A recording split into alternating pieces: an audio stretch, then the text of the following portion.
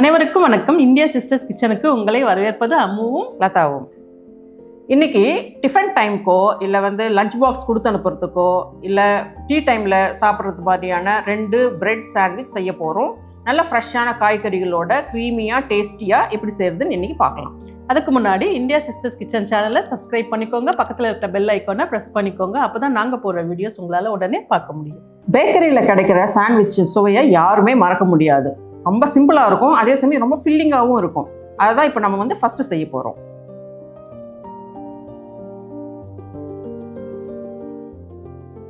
இப்போது ஒரு பேனில் 2 டேபிள் ஸ்பூன் எண்ணெய் விட்டு சூடாகட்டும். சூடானதும் இந்த வெங்காயம் பொடியை கட் பண்ணி வச்சுருக்கேங்க. இது ஒரு கப் எடுத்திருக்கேன். இது ஒரு 100லேருந்து 120 கிராம் வரைக்கும் வரும். நான் இதே அளவில் எல்லாமே எடுத்திருக்கேன். நீங்கள் எத்தனை பிரெட் ஸ்லைஸ் யூஸ் பண்ணுறீங்களோ அது தகுந்த மாதிரி இந்த வெஜிடபிள்ஸை எடுத்துக்கணும். இப்போ இந்த வெங்காயத்தை போடுறேன்.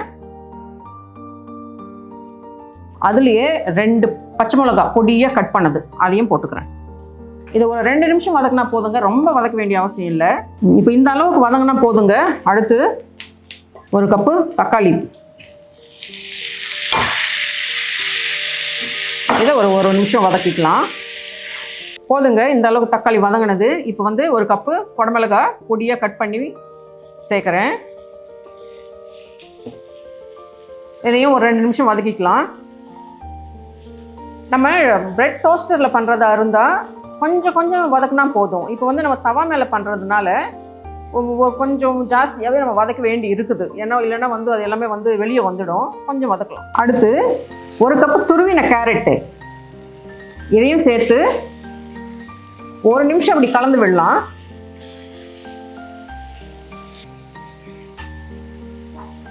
வதங்கினது போதுங்க. இப்போ இதில் 1 டீஸ்பூன் மிளகாத்தூள், 1/2 டீஸ்பூன் மஞ்சத்தூள், 1/2 டீஸ்பூன் உப்பு. நான் இதில் 1/2 டீஸ்பூன் சர்க்கரை போடுறேன். அது ஒரு டேஸ்ட்டுக்காக. உங்களுக்கு வேண்டான்னு நீங்கள் போட வேண்டாம். இது இப்போ கலந்து விட்டுடலாம். அந்த பச்சை வாசனை போகிற வரைக்கும் கலந்து விடலாம். மசாலா போட்டு கலக்கிறப்போ இந்த பேக்கரி சைடு போனால் ஆமாம், இந்த சாண்ட்விச் அந்த பப்ஸ் எல்லாம் சேர்ந்து ஒரு ஸ்மெல் நல்லா வரும் பாருங்க. கம்மன்னு அப்படி வந்துட்டு இருக்கீங்க. ஆமாம், யாருக்கெல்லாம் ஞாபகம் வருது இந்த பேக்கரி ஸ்டைலில் சாண்ட்விச் வாசனை, அந்த பப்ஸோட வாசனை எல்லாம். இப்போ வேறு விதவிதமாக செய்கிறாங்க. அப்போ இந்த மசாலா சாண்ட்விச் மட்டும்தான் கிடைக்கும் எங்களுக்கு. மசாலா நல்லா கலந்தாச்சுக்கா. இப்போ போடுங்க கொத்தமல்லியை. நீங்கள் இதில் இந்த முட்டைக்கோஸை கூட போட்டுக்கலாங்க, நல்லா இருக்கும். நான் இன்னைக்கு போடல. அவ்வளோதாங்க, இது கலந்து இறக்கிடலாம். இந்த மசாலாவை பவுலில் கொட்டி லைட்டாக ஆற வச்சுக்கலாம். மசாலா ரெடி ஆகிடுச்சுங்க. இப்போ நம்ம ப்ரெட்டுக்கு ஸ்டஃப் பண்ண ஆரம்பிக்கலாம். முதல்ல ப்ரெட்டுக்கு பட்டர் தடவிக்கலாம்.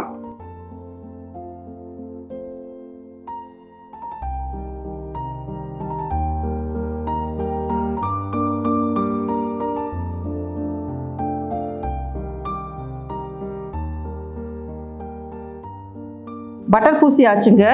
இப்போ அடுத்து அந்த மசாலா வைக்கலாம்.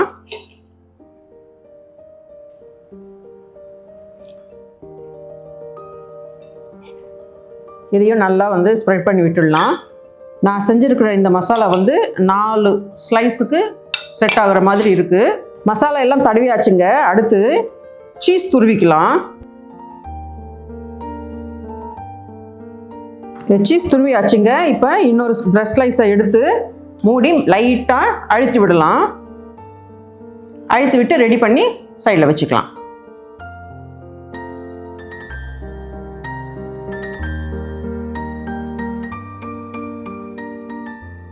இப்போது ஒரு தவாவை சூடு பண்ணிவிட்டு அதில் கொஞ்சமாக பட்டரை தடவி விட்டுட்டு நம்ம பிரெட் ஸ்லைஸஸை டோஸ்ட் பண்ணிக்கலாம்.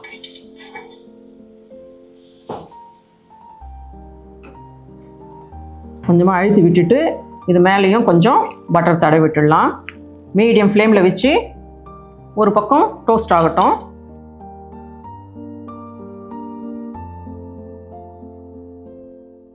தவா சூடான உடனே நல்லா சிம்மில் வச்சுட்டு பண்ணுங்க, இல்லைன்னா சீக்கிரமாக ப்ரௌன் ஆகிடும். உள்ளே இருக்கிற சீஸ் மெல்ட்டும் ஆகாது. இந்த மசாலா சாண்ட்விச் சீஸும் வெஜிடபிள்ஸும் சேர்த்து அவ்வளோ சூப்பராக இருக்கும். அதுவும் டீயோட சாப்பிட்டு பாருங்கள், அவ்வளோ அருமையாக இருக்கும். இந்த கையை பிடிச்சிக்கிட்டு பண்ணலாம். அவங்க எக்ஸ்பர்ட் டக்குன்னு திருப்பி போட்டாங்க. கையில் பிடிச்சிட்டும் பண்ணலாம், பட்டர் பண்ணதில் இப்படி பிடிச்சிட்டும் பண்ணலாம். இப்போது மசாலா பிரெட் சாண்ட்விச் ரெடி ஆகிடுச்சுங்க. அடுத்து வெஜ் மேயோ சாண்ட்விச் செய்ய போகிறோம். அதுக்கு தேவையானது பார்க்கலாம். முதல்ல சட்னி வரைக்கணும் இல்லையா? ஆமாம், அதுக்கு வந்து சட்னி அரைச்சிக்கலாம், க்ரீன் சட்னி அரைச்சிக்கலாம்.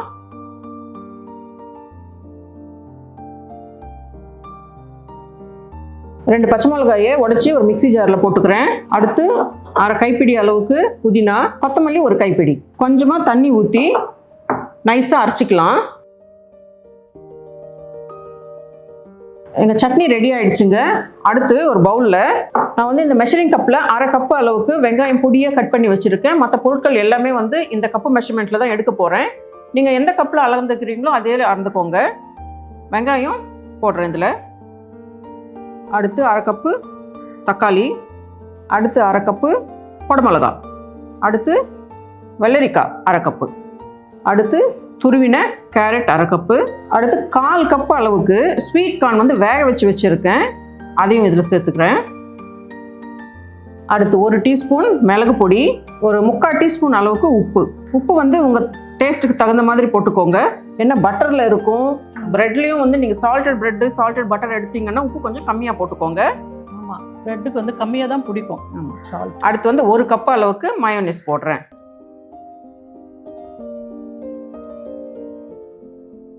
இது எல்லாமே நல்லா கலந்து விட்டுக்கலாம்.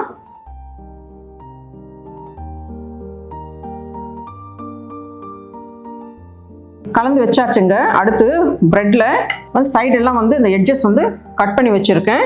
இந்த ப்ரெட்க்கு இப்போது அந்த க்ரீன் சட்னியை ஸ்ப்ரெட் பண்ணலாம்.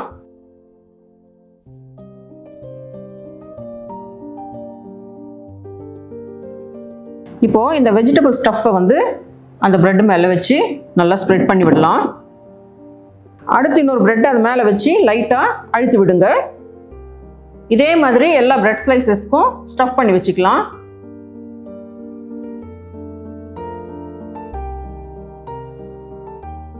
ஒரு தவாவை சூடு பண்ணிவிட்டு பட்டர் போட்டு தடவிட்டு ப்ரெட் ஸ்லைஸை வச்சு மீடியம் ஃப்ளேமில் வச்சுட்டு டோஸ்ட் பண்ணிக்கலாம். இது மேலேயும் கொஞ்சம் பட்டர் தடவிடலாம். இது வந்து நீங்கள் ப்ரெட் ஸ்லைஸ்க்குள்ளே கூட அந்த பட்டரை தடவிக்கலாங்க. டொமேட்டோ சாஸ் தடவிக்கலாம், பட்டர் தடவிக்கலாம். நான் வந்து ஒரே ஒரு பக்கம் மாத்திரம் புதினா சட்னி வந்து பண்ணியிருக்கேன். உங்கள் சௌகரியம், நீங்கள் உங்கள் டேஸ்ட்டுக்கு தகுந்த மாதிரி தடவிக்கோங்க.